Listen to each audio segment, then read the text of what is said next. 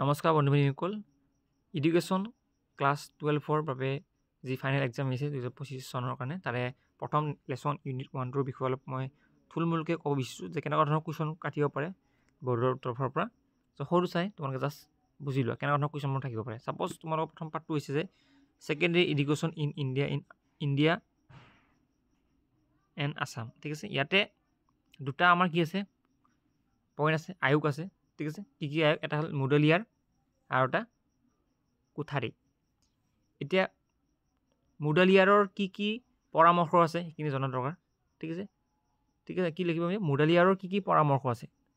সেইখিনি তোমালোকে 10টা মান পৰামৰ্শ যদি আছে মুখস্থ কৰি ৰাখা পইণ্টটো মুখস্থ কৰি ৰাখা আৰু এনসাৰবোৰ তোমালোকে পেৰাগ্ৰাফ চিষ্টেম লিখিব নালাগে ডাইৰেক্ট পইণ্টটো লিখিবা ঠিক আছে পইণ্ট বাই পইণ্ট সেকেন্ড তোমালোকে যে মুডলিয়াৰৰ দুখ কি আছে মানে ডিফেক্ট দুখবোৰ আহিব পাৰে মুডলিয়াৰ আয়োগৰ কি আহিব পাৰে তোমালোকৰ যে দুখ একচুৱেলি তোমালোকে যিমান পাৰা ইংলিছ শব্দটো জনা দৰকাৰ ডিফেক্টক কেতিয়াবা দুখ বুলি ক'ব পাৰে বা আখুৱা বুলি ক'ব পাৰে বা ক্ৰুটি বুলি ক'ব পাৰে ঠিক আছে সেইকাৰণে ইয়াৰে দুখ কিছুমান চাই যাবা ইয়াৰ লক্ষ্য কেতিয়াবা লক্ষ্য মানে ইয়াৰ এম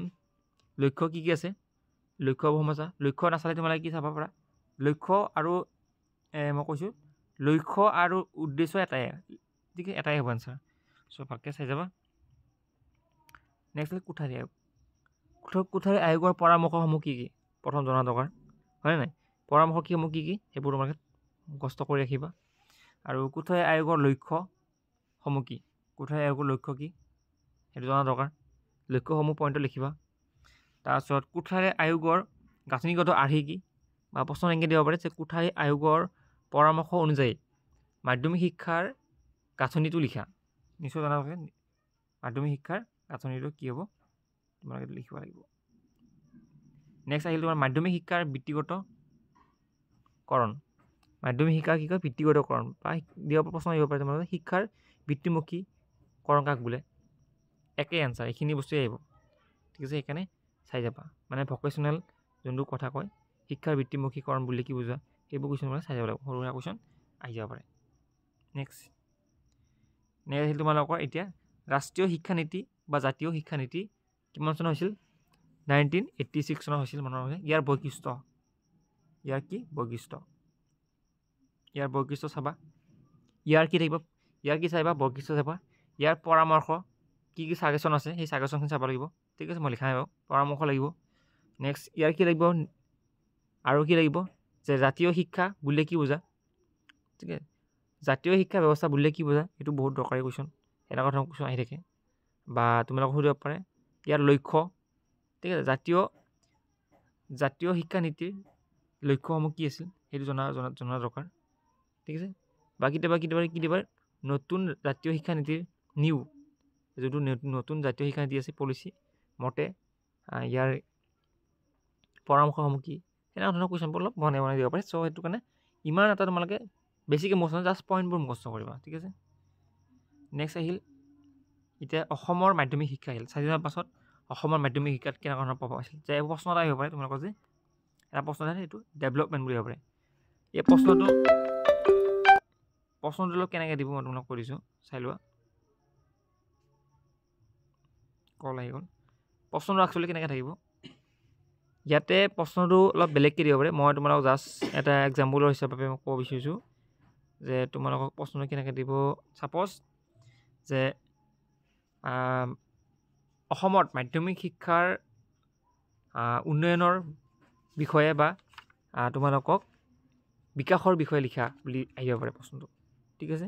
প্ৰশ্ন মই এবাৰ কৈ দিছোঁ কেনেকুৱা ধৰণৰ হ'ব যে স্বাধীনতাৰ পাছত অসমৰ মাধ্যমিক শিক্ষাৰ বিকাশৰ সম্বন্ধে বৰ্ণনা কৰা এনেকৈ ধৰণৰ কুৱেশ্যন থাকিব পাৰে চ' সেইকাৰণে এইটো প্ৰশ্ন বহুত ইম্পৰ্টেণ্ট মই ভাবোঁ চাই যাবা বৰ্ণনা কৰিব দিছে জাষ্ট তোমালোকে পইণ্টবোৰ চাই ল'বা কেনেকুৱা ধৰণৰ ইম্পৰ্টেণ্ট পইণ্ট আছে সেই পইণ্ট মতে চাই যাবা ঠিক আছে নেক্সট তোমালোকে অসমৰ মাধ্যমিক শিক্ষাৰ কি আছে সমস্যাসমূহ আছে নিশ্চয় জানা তোমালোকে অসমত মাধ্যমিক শিক্ষাৰ কি আছে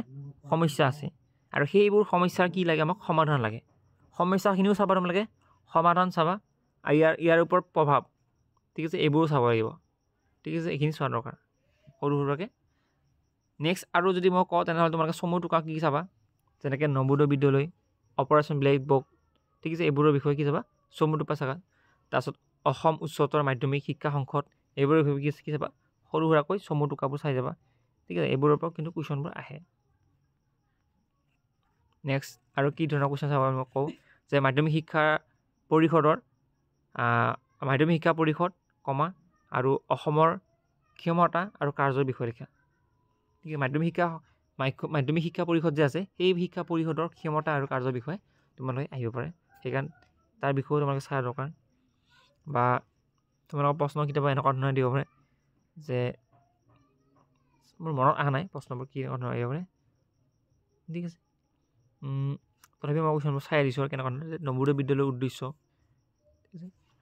তাৰপিছত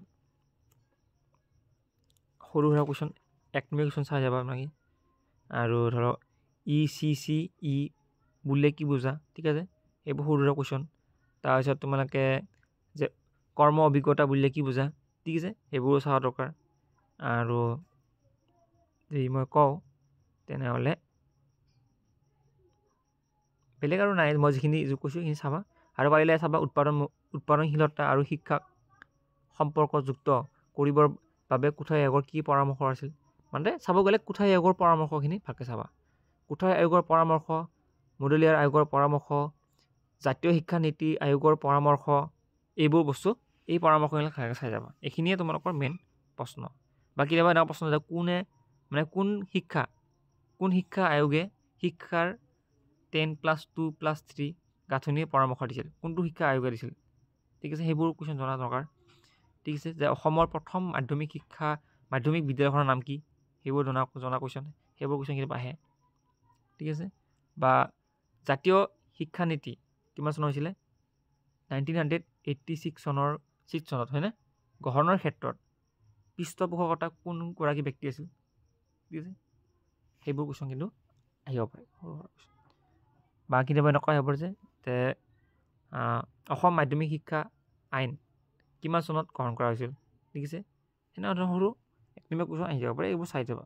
বা অসম উচ্চতৰ মাধ্যমিক শিক্ষা সংসদ কিমান চনত স্থাপন কৰা হৈছিল, 1 নম্বৰ কুৱেশ্যন আহি যাব পাৰে। সেইকাৰণে এইখিনি আছিল ভিডিঅ' চাই ভাল লাগিছে, লাইক কমেণ্ট কৰিব, নেক্সট ভিডিঅ'ত লগ পাম, ধন্যবাদ।